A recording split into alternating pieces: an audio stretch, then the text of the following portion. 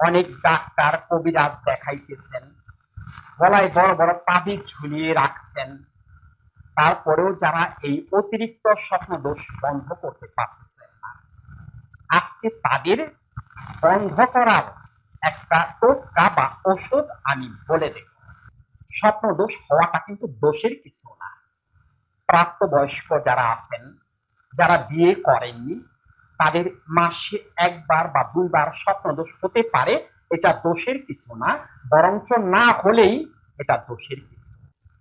হতে হবে, কেননা আপনি প্রতিদিন যে প্রোটিন বা ভিটামিন সমৃদ্ধ খাবার খাচ্ছেন সেগুলো তো আউটপুট থাকতে হবে, তা না হলে তো দেহে আরো বিভিন্ন রকমের রোগ শোক তৈরি হবে। সেই জন্য প্রতি মাসে একবার বা দুইবার স্বপ্ন দোষ হলে সেটা দোষের কিছু না বা ক্ষতি হওয়ার কোনো কিছু নেই। কিন্তু যদি প্রতিনিয়ত স্বপ্ন দোষ হতে থাকে, অর্থাৎ এমনও অনেকের আছে একই রাত্রে দুইবার তিনবার স্বপ্ন দোষ হয়, তাদের জন্য হলো বড় সমস্যা বা অতিরিক্ত স্বপ্ন দোষ রোগ হয়ে দাঁড়ায়। এখন কথা হলো, এই যে অতিরিক্ত স্বপ্ন দোষ এটা বন্ধ করার জন্য অনেক কিছু তো সেবন করেছেন, আসলে কাজে কেন লাগেনি, মানে কেন বন্ধ হয়? তাদের কাছ থেকে ওষুধপত্র ক্রয় করেছেন বা সেবন করেছেন, তারা কি আপনাদের কখনো বলেছে যে আসলে এই স্বপ্ন দোষটা হয় কোথা থেকে? আমি আপনাদের বলে দিচ্ছি, স্বপ্ন দোষটা হয় পেট গরম হলে। পেটের সমস্যার কারণে কেন স্বপ্ন দোষ হয় আমি ছোট্ট একটা উদাহরণ আপনাদের দিয়ে দিতেছি, আপনারা নিজেরা পরীক্ষা করে দেখবেন। যারা এই অতিরিক্ত স্বপ্ন দোষের রোগী, তারা একটা দিন রাত্রিবেলাতে একটা ডিম, একটু পরে দুধ বা হাই প্রোটিন জাতীয় খাবার, মাংস, কোরমা, পোলাও এগুলো খাবেন। খাওয়ার পরে ওদিন রাত্রে দেখবেন তো আপনার স্বপ্ন দোষ হয় কিনা। 100% ওই রাত্রে বা ওই দিন রাত্রে আপনার স্বপ্ন দোষ হয়ে যাবে। কোনো কিছু ভাবার দরকার নাই, কোনো একজন নারীকে নিয়ে যে আপনি ভাববেন, কল্পনা করবেন না, কোনো কিছুর দরকার নেই।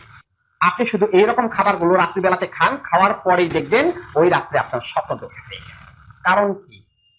কারণ ওই যে লিভার গরম হয়ে গেছে, আপনি যে খাবার খেয়েছেন সেটা ডাইজেস্ট হয়নি, অর্থাৎ আপনার দেহ সেটা নিতে পারেনি, যার কারণে মাথা গরম হয়ে গেছে। মাথা গরমের কারণে স্বপ্ন দোষ হয়ে গেছে। এই যে অনেকেই আজে বাজে স্বপ্ন দেখেন, আগুনে পড়ে গেছেন, গাড়ির নিচে চাপা পড়েছেন, সাপে দাবড়াইতেছে আপনাকে, বা কেউ আপনাকে মারার জন্য আসতেছে, আপনি এমন একটা বিপদে পড়েছেন সেখান থেকে বের হইতে পারতেছেন না। কারণটা কি? এরকম স্বপ্নগুলো দেখতেছেন, কারণ হলো আপনার পেটে আগুন ধরে গেছে, মানে পেট গরম হয়ে গেছে, যার কারণে আপনার অবচেতন মন বা সাবকনসিয়াস মাইন্ড আপনার সামনে ওই রকম স্বপ্নগুলো সাবমিট করতেছে।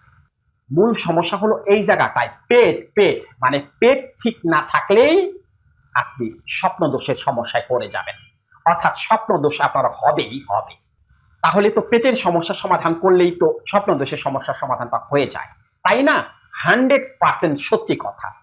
পেটের সমস্যার সমাধান হয়ে গেলেই স্বপ্ন দোষের সমস্যার সমাধান হয়ে যাবে। এখন পেটের সমস্যার সমাধান কি ওষুধ খেলে হবে? এই যে পেট বুটবাট করে, পেটে চিনচিন করে ব্যথা করে, খাবার খাইলে হজম হয় না, একটা ডিম খেয়ে সহ্য করতে পারেন না, এক গ্লাস দুধ খেলে পেটের মধ্যে মোচড় দিয়ে ওঠে, এগুলো কি ওষুধ খেয়ে বন্ধ করতে পারবেন? বা আজ পর্যন্ত বন্ধ করতে পেরেছেন কেউ? স্থায়ী সমাধান করতে পেরেছেন? ক্ষণিকের জন্য পেরেছেন। মেট্রোনিডাজল গ্রুপ থেকে শুরু করে হায়ার অ্যান্টিবায়োটিক যে ওষুধগুলো আপনারা খাইতেছেন সেগুলো খাওয়ার কারণে ক্ষণিকের জন্য, অর্থাৎ 4 দিন 5 দিন বা 10 দিন আপনাদের পেট ভালো থাকতেছে, আবার সেই একই সমস্যা। কারণটা কি? কেন স্থায়ীভাবে পেটের সমস্যার সমাধান হচ্ছে না? কারণটা কি? কারণটা হলো পেটের সমস্যার জন্য 75% দায়ী মানসিক সমস্যা। এই যে মানসিক সমস্যার কথাটা বলে ফেলছি, এখনই আপনাদের মুখ কুঁচকে গেছে। আগে শোনার চেষ্টা করুন। মানসিক সমস্যা বলতে আপনাদের তো পাগল বলতেছি না। মানসিক সমস্যা তো দু ধরনের আছে, একটা হলো মেজর মেন্টাল ডিসঅর্ডার আর একটা হলো মাইনর মেন্টাল ডিসঅর্ডার। আর মেজর মেন্টাল ডিসঅর্ডারের রোগী কারা? যারা পাগল, যারা ল্যাংটা হয়ে থাকে, যারা উন্মাদ, যারা রাস্তায় ট্রাফিক কন্ট্রোল করে, তারা হলো পাগল। আর আপনারা হলো মাইনর মেন্টাল ডিসঅর্ডার দ্বারা আক্রান্ত, মানে আপনাদের পাগলামি বাহিরে থেকে বোঝা যাবে না, অর্থাৎ দূরের কোনো লোকজন আপনাদের পাগলামি বুঝতে পারবে না। অন্য 10 জন একই খাবার প্লেট 10 বার ধয় না, কিন্তু আপনি কমপক্ষে 10 বার খাবার প্লেট ধন। আপনি খাবার খাইতে গিয়ে নাড়াচাড়া করেন, আপনার মধ্যে সন্দেহ কাজ করে খাবারে কোনো ময়লা আছে কিনা, এই খাবার খেলে আমার পেটে কোনো সমস্যা হবে কিনা, অর্থাৎ আপনার মধ্যে সবসময় এই সন্দেহগুলো কাজ করে। আপনি মুখ টুক কালো করে গোমড়া করে খাবার খান। আপনি বাথরুমে বসে বসে চিন্তা করেন, গবেষণা করেন আপনার পায়খানা প্রস্রাব নিয়ে, অর্থাৎ আপনার সারাদিনের চিন্তাই হলো এই পায়খানার প্রস্রাব নিয়ে চিন্তা, দেহ নিয়ে চিন্তা। আপনি খিটখিটে মেজাজে, আপনাকে কেউ ভালো কথা বললে আপনি হুটহাট রেগে যান। বেড কাভার বা আপনার কাপড় চোপড় কমপক্ষে প্রতিদিন 2 বার আপনাকে ধুইতে হবে, হায় হায় কোথাও কোনো ময়লা লেগে আছে কিনা, অর্থাৎ আপনি হলো একজন সন্দেহবাতিক রোগী বা ওসিডি পেশেন্ট। যারা এই অতিরিক্ত স্বপ্ন দোষের রোগী তারা কখনো মন প্রাণ খুলে হেসে কারোর সাথে কথা বলেছেন? কখনো বলেননি, কারণ আপনারা হাসি পছন্দ করেন না, আপনারা কারোর সাথে মিশতে চান না, একা একা থাকতে পছন্দ করেন, সারাক্ষণ মুখটা কালো করে গোমড়া করে এক জায়গায় বসে থাকেন।